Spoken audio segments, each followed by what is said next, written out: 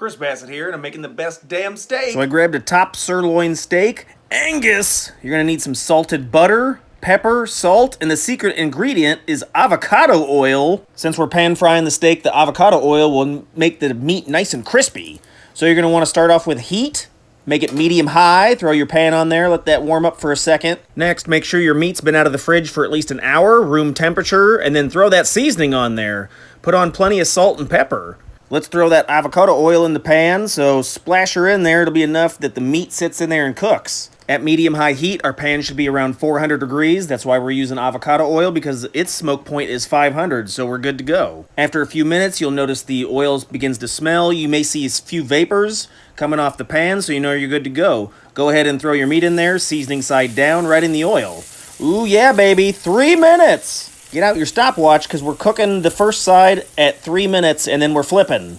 We will put a tablespoon of butter after the flip, so go ahead and get that ready to go. All right, time to flip. Ooh, nice. Looking good. So we're going to go ahead and throw the butter in there. Throw it in there! And once the butter's in there, go ahead and turn down the heat. So we're going to go ahead and turn the pan heat down to medium. And we're going to let the steak cook on the second side for 6 minutes.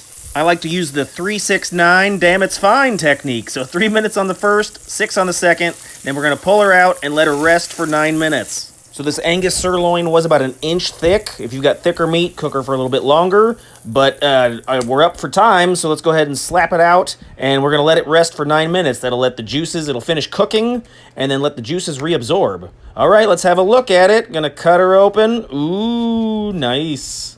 So I do like my steak medium rare. Beautiful. All right, let's go for a taste test here. You won't need any sort of sauces or anything.